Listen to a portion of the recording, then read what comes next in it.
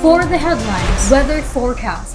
Fair weather with isolated rains expected in most parts of the Philippines. In local news, Iligan City buys machines that can convert waste into energy with DNR approval. CIAC reviews social welfare programs and activities in fourth quarter meeting. Mayor Xiao brings water relief to Santa Elena residents. For the national news, Ligarda calls for collaboration progress in BARMM's 5th anniversary. Inflation remains a most urgent concern for new finance secretary ahead of central bank meeting. In international news, UNESCO celebrates International Day of Education with a call to counter hate speech and support girls' education. Entertainment, how Expat celebrates Filipino talent and diversity on Prime Video. Kim Son-ho to hold a fan meeting in the Philippines as new UFC Ketchup ambassador. Sports, Phoenix falls short in Game 1, Magnolia draws first blood in PBA semis. NCAA beach volleyball heats up in Subic as teams vie for glory. International feature, Thai opposition leader survives court case but faces another challenge over royal reform.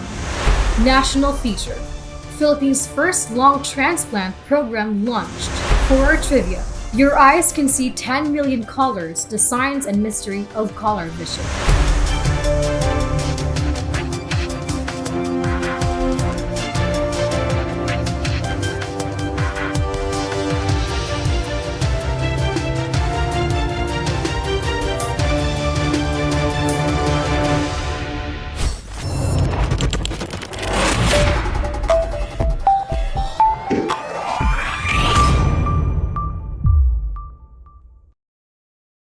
Good morning, Philippines. Navigating the news for you. Welcome to Pinoy Rob News Channel. I'm Julia Gomez and I'm here to bring you the latest updates.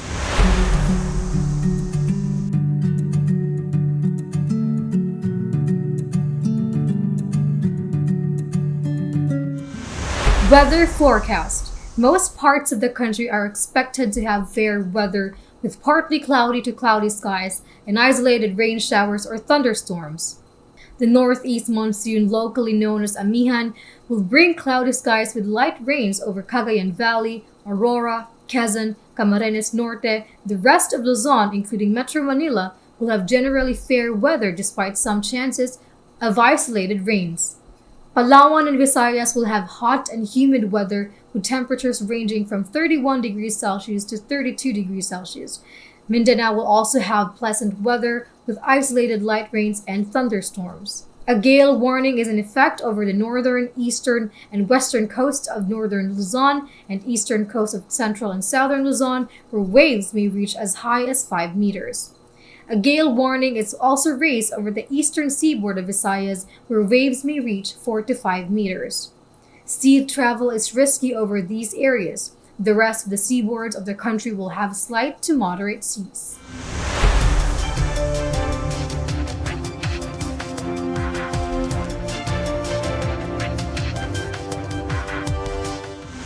In local news, the latest development in Iligan City, Philippines, where the local government has decided to purchase a pyrolysis machine and a thermal decomposition machine to address the problem of waste management. The machines are part of a short-term solution that the city has adopted. With the approval of the Department of Environment and Natural Resources, or DENR, Region 10 Director Reynaldo Digamo, the city will also buy a composter and 2 shredders to process the organic and recyclable materials. The long-term solution that the city is aiming for is to use technology that can convert waste into energy. This is a bold and innovative move by the city government of Iligan, which is led by Mayor Xiao. The city is known for its rich natural and cultural heritage, as well as its strategic location and economic potential. The city government of Iligan has a vision to make Iligan a livable, resilient, and sustainable city that provides quality services and opportunities for its people. The social welfare programs and activities of the City Interagency Committee, or CIAC, chaired by the City Social Welfare and Development Office, or CSWDO. According to a report by DILG Iligan, a member of the CIAC, the committee held its fourth quarter meeting at Macapagal Ancestral House. The meeting culminated the accomplishments of various social welfare programs and activities of the last quarter of 2023, including the implementation of the Pantawid Pamilyang Pilipino program, or 4Ps, and supplementary feeding program, among others. Several issues and concerns were also raised during this meeting, including the pawning of the cash cards by some beneficiaries of the 4Ps, which prompted the CIAC members to find ways on strengthening the imposition of sanctions to the beneficiaries. The first quarterly CIAC meeting is set on February 2024, with hopes of addressing the previous issues raised by the members. News for the residents of Barangay Santa Elena in Iligan City. After suffering from water shortage for some time, they can now enjoy regular water supply thanks to the efforts of their working Mayor Frederick Xiao. According to a chat message from a concerned citizen, Mayor Xiao personally addressed their issue and sent his team to fix the problem. The city expressed its gratitude and appreciation for the mayor's quick and effective action. Mayor Xiao also posted on his social Facebook page thanking the people of Santa Elena for their patience and understanding. He said that his program, Isulti kay Freddy, aims to respond to the people's concerns as soon as possible. He also shared some messages from his supporters who praised him for his service and leadership. Mayor Xiao is known for his slogan, Ascenso Iliganon, which means progress for the people of Iligan. He has been working hard to improve the quality of life of his constituents, especially in terms of water, electricity, health, education, and infrastructure.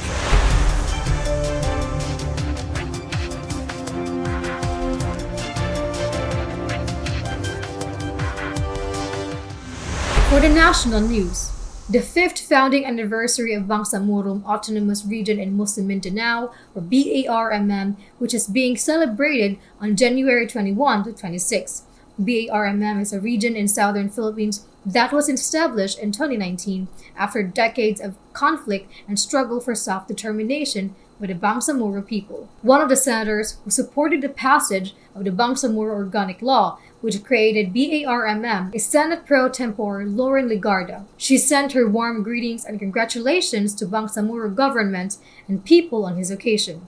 She also stressed the importance of collaboration and innovation and maintaining the inclusivity, sustainability, and progress of the region.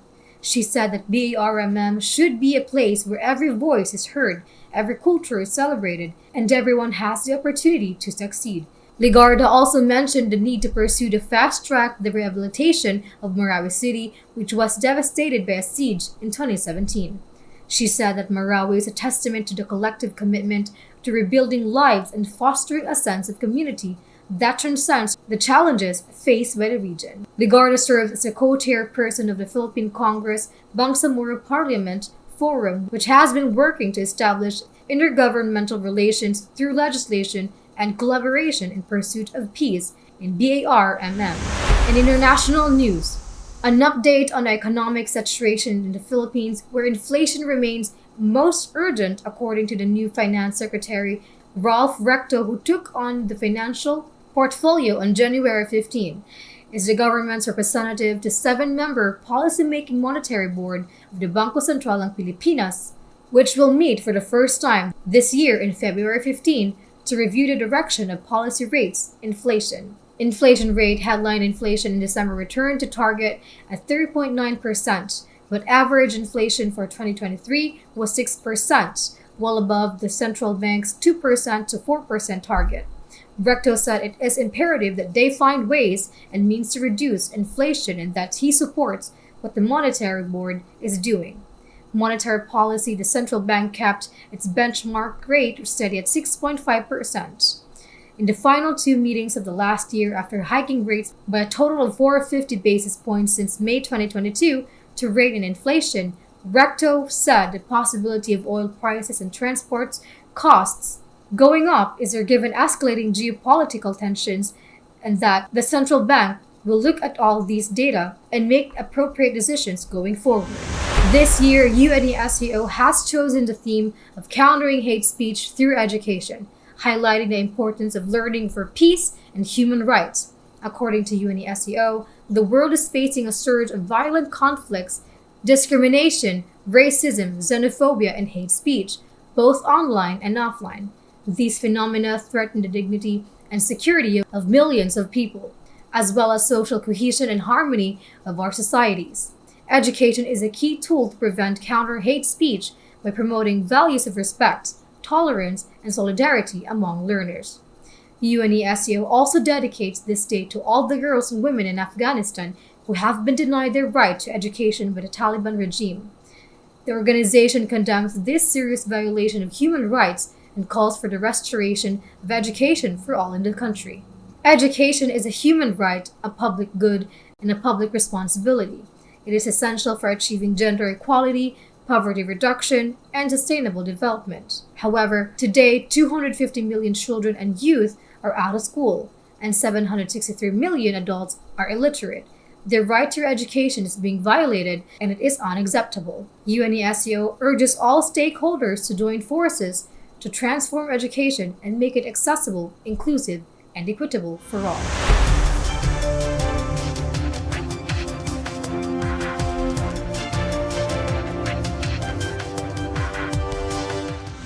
Entertainment. How Expats celebrates Filipino talent and diversity on the Prime Video. We have some exciting news for Filipino fans of Prime Video, the streaming service of Amazon. A new original series called Expats has just premiered on the platform, and it features not one, but two Filipino actors in the main casts. Expats is a comedy drama series that follows the lives of four women who work for a tech company in Singapore. The show is created by Lee Eisenberg, who also produced the hit series The Office and Little America. The two Filipino actors who star in Expats are Nico Santos and Angela Bayani. Santos plays Rico, a gay Filipino who works as a software engineer and is best friends with one of the female leads. Bayani plays Lourdes, a Filipino domestic helper who becomes involved with another lead character. Santos and Bayani are both seasoned actors who have appeared in various films and TV shows in the Philippines and abroad.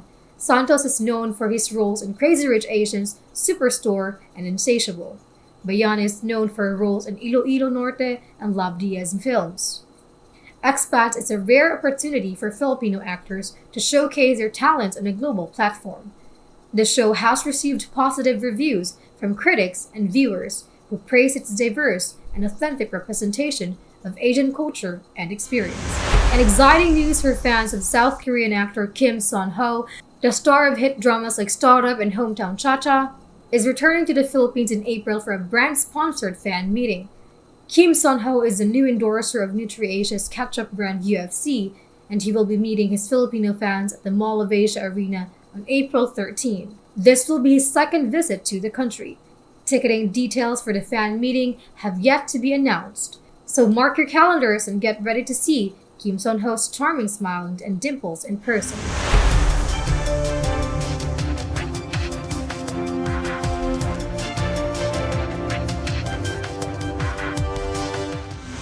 Sports. We're bringing you the latest updates from the PBA Commissioner's Cup semifinals.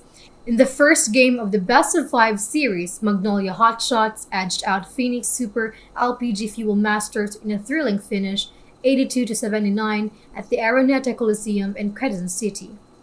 Magnolia's import shines Tyler Bay, the reinforcement of the Hotshots, led the team with a double-double of 23 points and 10 rebounds. He also scored a crucial basket in the final minute, including an and one play, and a free throw that sealed the win for Magnolia. Phoenix Perkins delivers. Jason Perkins, the player of the week, had a stellar performance for the Fuel Masters with 25 points, 5 rebounds, and an assist. He kept his team in the game with his timely scoring but missed a potential game-tying three-pointer at the buzzer. Williams held in check Jonathan Williams III, the prolific import of Phoenix, was limited to 11 points and 4-11 shooting by the Magnolia defense. He still grabbed 8 rebounds and dished out 7 assists, but could not find his rhythm on offense. Magnolia takes 1-0 lead. The Hotshots took the first blood in the series with a hard-fought victory. They will try to extend their lead in Game 2 at the Mall of Asia Arena. The NCAA Season 99 Beach Volleyball Tournament is expected to be more competitive than ever, according to the Management Committee Chairman Paul Supan of host Jose Rizal University. He said that the break since the last season allowed the teams to amplify the preparation for this year's tournament, which will feature 10 participating schools in men's, women's, and juniors divisions. Last year, the University of Perpetual Help System, Delta, and the Colegio de San Juan de Letran clinched the titles in the men's and women's divisions, respectively. ending the reigns of Emilio Aguinaldo College and San Sebastian College, Recolitos. Supan also underscored that the return of the juniors division in this season will spice things up, as Perpetual and EAC both have 3 titles in their bag. The tournament is being held in Subic, where the players and officials are following strict health protocols amid the pandemic.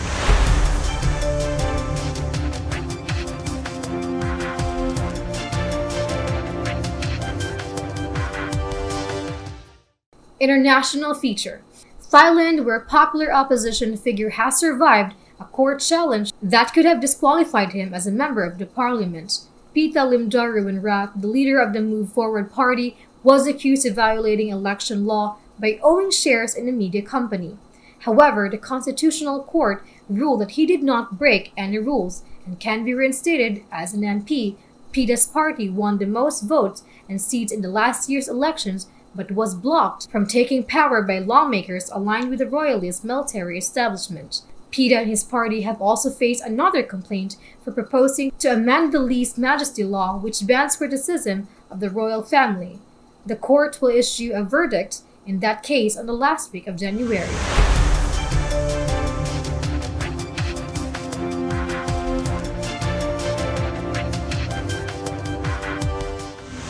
National feature.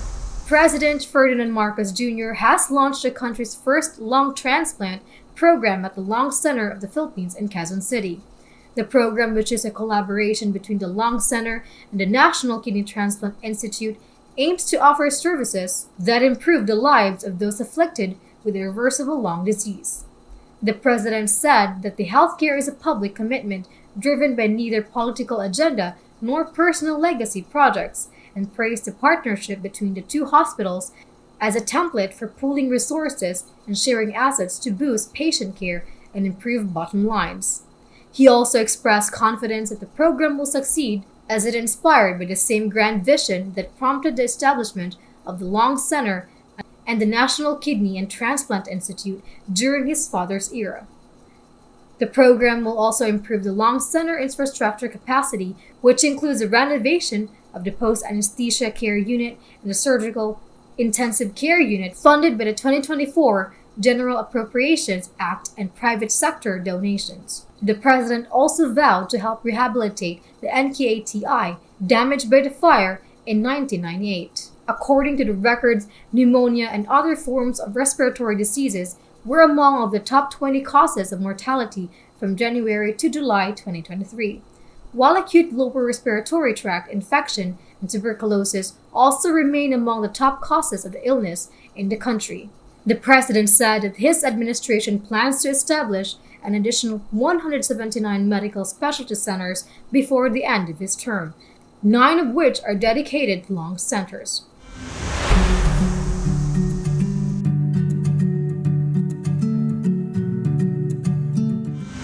For our trivia, did you know that your eyes can distinguish approximately 10 million different colors?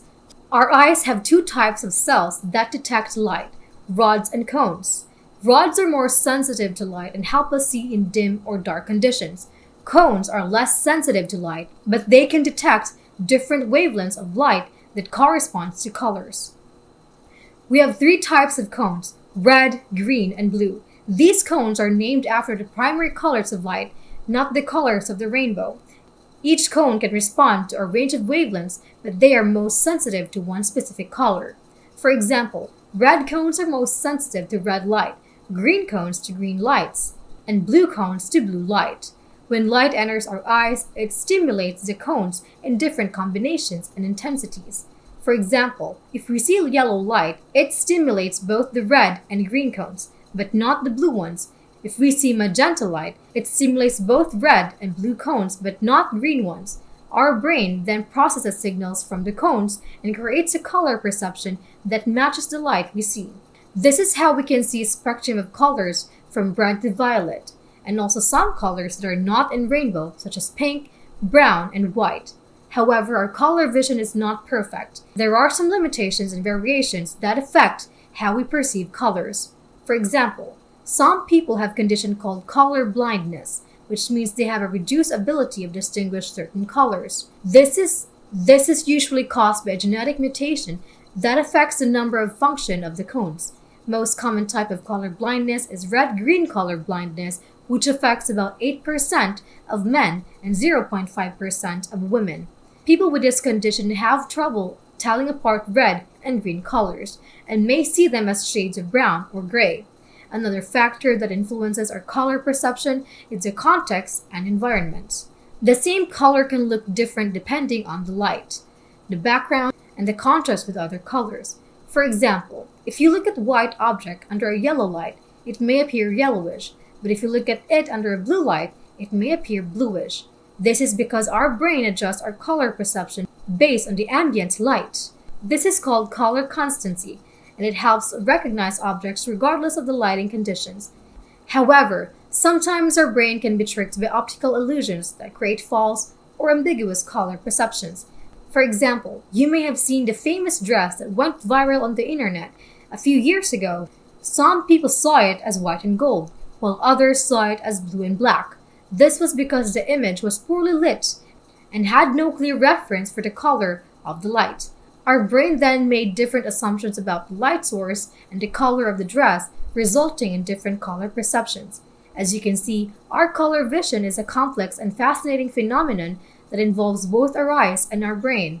It allows us to see and appreciate the beauty and diversity of the world around us.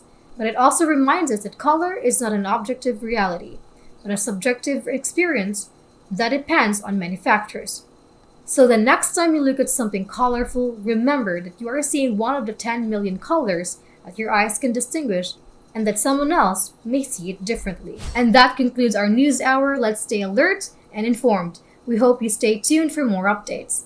Like, share, and subscribe to our YouTube channel. Don't forget to show your support to Pinoy Rob News channel Iligan by subscribing and clicking the notifications. Thanks for watching. Dalay go ng Diyos!